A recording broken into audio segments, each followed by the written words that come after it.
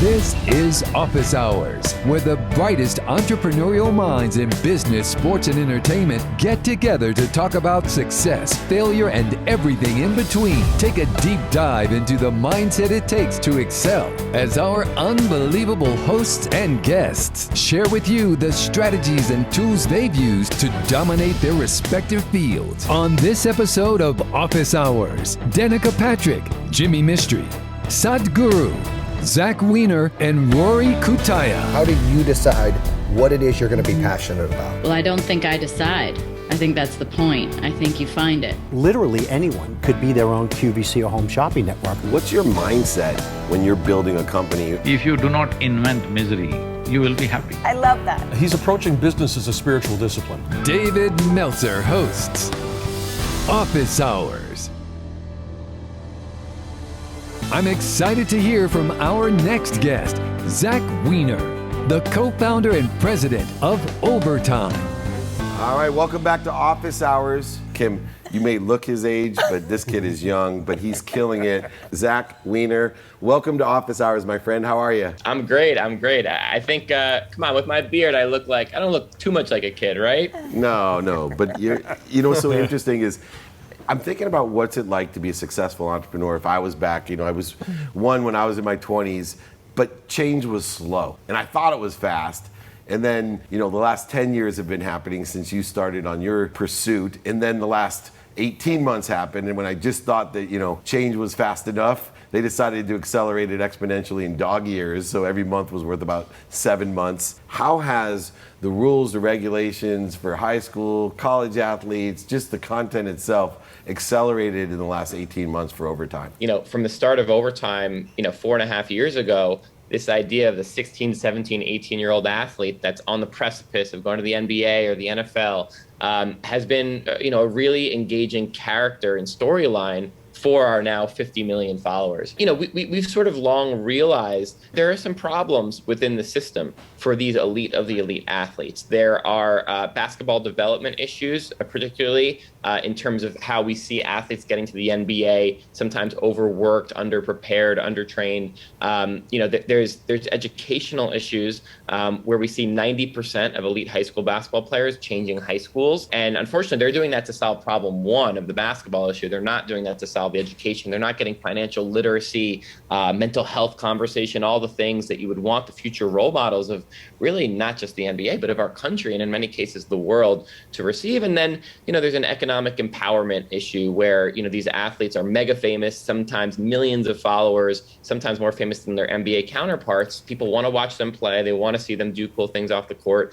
And for a long time, there's been no way for them to monetize. But what we decided to do, and we announced, about 4 months ago, is launch Overtime Elite, which is a super league for the top 16, 17, and 18-year-olds from around the world that provides those three key things. It provides amazing basketball development. It provides amazing education, a 4-to-1 student to teacher ratio, really meeting the athletes where they're at and giving them all those elements that I talked about, like financial literacy, and then economic empowerment in a true and just way, guaranteed salary for every athlete of at least $100,000.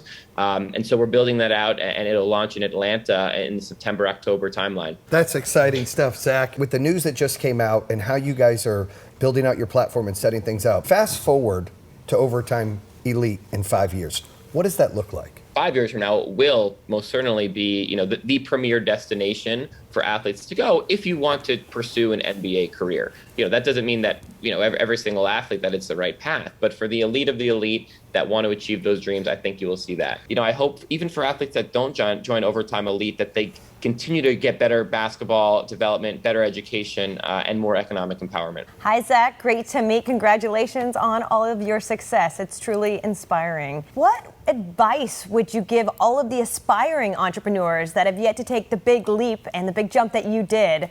What advice would you give them? There is sort of a leap. There is like one leap that always has to happen, which is like, I'm going to do this. And I think that a lot of it actually comes down to vulnerability. And I think as an entrepreneur, you have to be vulnerable because you have to put yourself out there. You have to put a stake in the ground and say, okay, I'm going to try out this idea. And it might work, it might not work, but you have to be ready for a level of failure. You have to be ready for what that might do to your ego.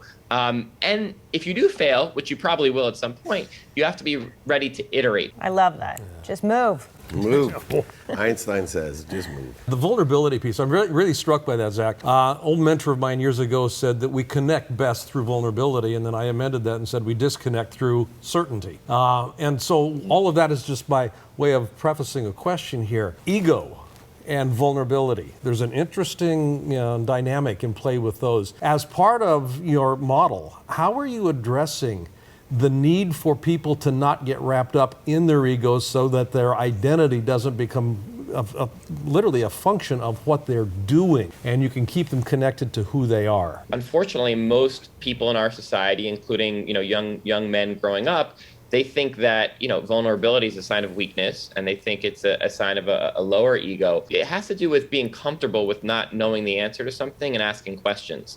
And that can be on the court and asking a coach. And I think athletes are kind of trained to do that, but they're much less trained to do that off the court.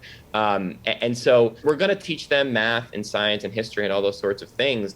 But I look at our education system at large, and I even reflect on my education. And I was very fortunate to have what would be considered, sort of an elite education. But at Penn or wherever I would have went, or wherever you guys went, there's no emotional intelligence class. Or wherever you went. We heard you throw it in there. Whatever junior college you made it through. Anyway, I digress. Get to it, brother. One of the things that I'm excited about is we want to build out a curriculum that can be open source, so that other athletes can access it, but even just young people and maybe old people as well that want to learn about some of the different things that we're going to explore. And these young athletes are very influential, so I think that people will want to learn in sort of the way that they're able to learn as well. Zac Weiner, co-founder, president of Overtime, thank you for giving your overtime to us. You're always welcome back here on Office Hours. Thanks, guys. Really appreciate it. Thank you. Zach, thank you very much. What an episode.